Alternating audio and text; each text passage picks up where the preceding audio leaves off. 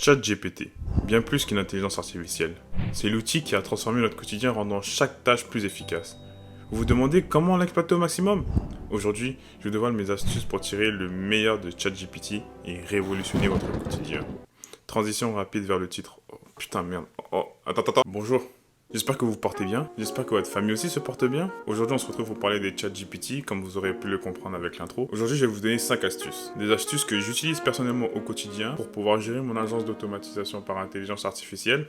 Et ces 5 astuces qui me sauvent un temps de malade avec ChatGPT, je vais vous les donner tout de suite. Let's go! Donc tout d'abord, la première astuce, et c'est l'astuce la plus importante, c'est le concept du prompt. C'est l'ordre qu'on va donner à ChatGPT pour pouvoir en tirer une réponse. Plus ta question sera vague, plus la réponse de ChatGPT sera vague.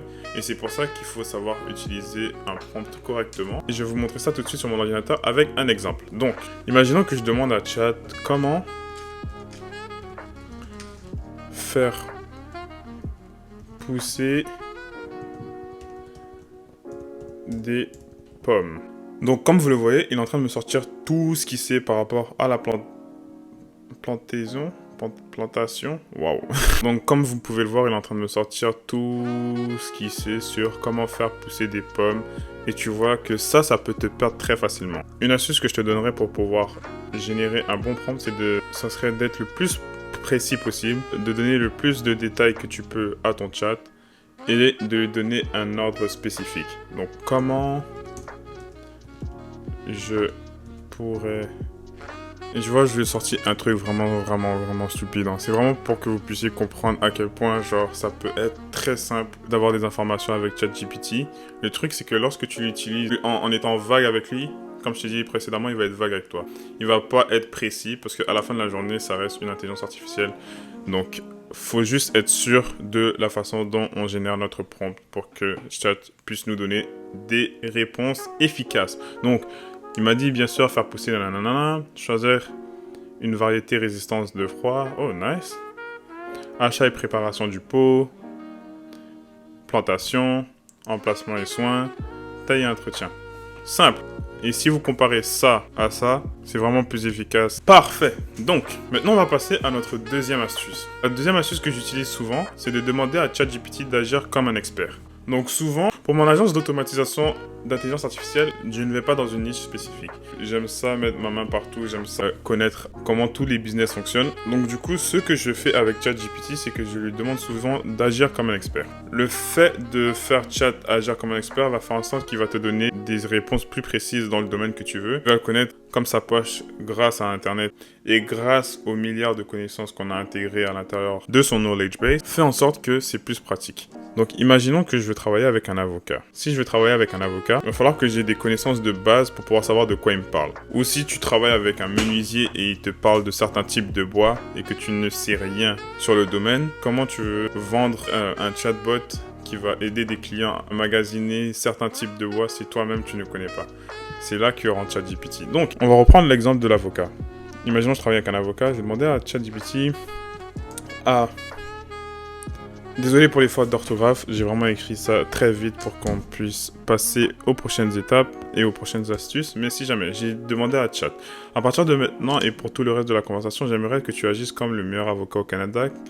Tu maîtrises tous les sujets de droit et tu as une dizaine d'années d'expérience dans le domaine. Est-ce que tu es prêt?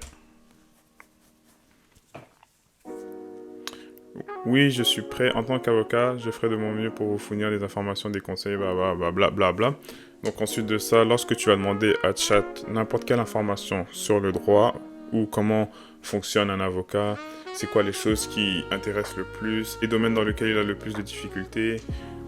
Et ensuite de ça, tu peux faire ce que tu veux avec ça. Bref, troisième astuce, demander à ChatGPT de lire quelque chose pour moi et lui demander de me faire un résumé. Comment moi je fonctionne avec ça, c'est que personnellement j'ai ChatGPT+, et avec ChatGPT+, je pense que dans ma vidéo précédente j'en avais parlé, on a des plugins, on peut télécharger des plugins, et on a le plugin WebPilot. Qu'est-ce que je fais très souvent, c'est que, imaginons, j'ai le site internet d'un de mes clients, j'aimerais savoir un peu plus sur ce client, j'aimerais savoir un peu plus sur les produits qu'il vend, les services qu'il vend, peu importe ce que c'est.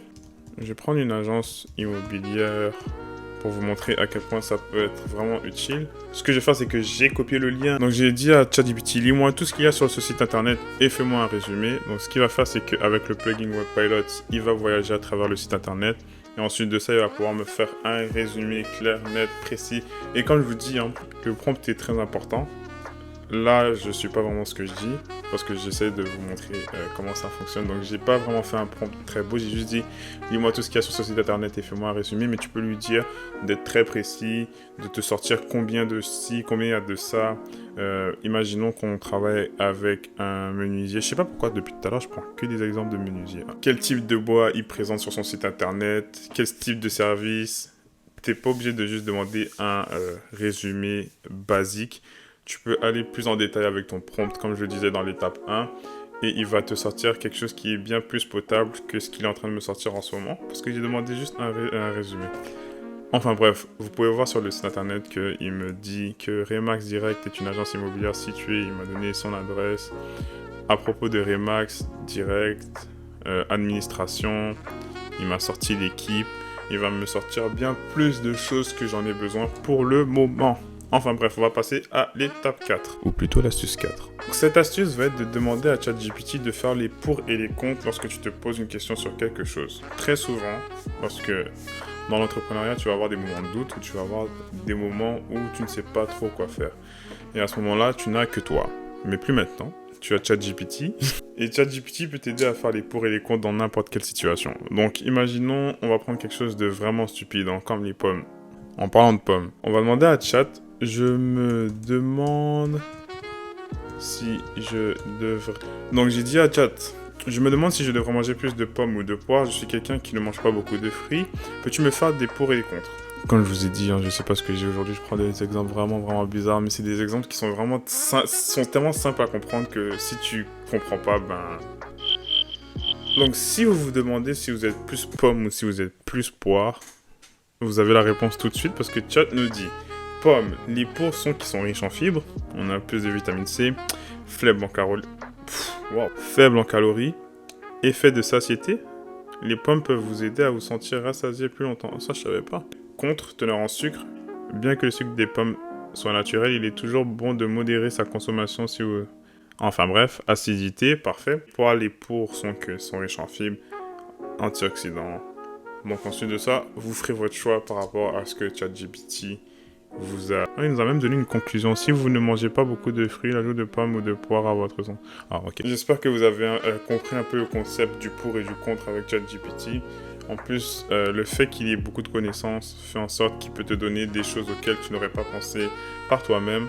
Et on va passer à la dernière astuce qui est de lui demander de générer des codes HTML, JavaScript ou encore des tableaux ou peu importe ce que tu désires et je vais vous montrer l'exemple tout de suite. Donc cette astuce, je l'utilise plus pour les tableaux, les Google Sheets, plus que je l'utilise pour coder parce que coder, je n'utilise pas vraiment ça pour mon business.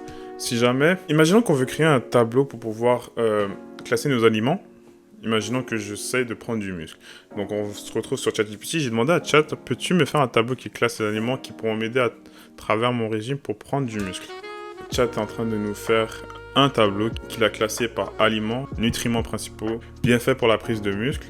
Et il nous donne les aliments, poulet, œufs, saumon, quinoa. Et ensuite de ça, ce que tu peux faire, c'est que tu peux juste copier-coller le tableau dans ton Google Sheet. Et tu as déjà un tableau qui t'aurait pris 10, 15, peut-être même 30 minutes à faire manuellement. Et c'est ce qu'on aime avec l'intelligence artificielle, c'est qu'on gagne du temps. Parce que le temps, c'est de l'argent, mon cher. Oui. Ou imaginons que je veux créer un code pour pouvoir lier mon fichier Zapier à mon Google Sheet.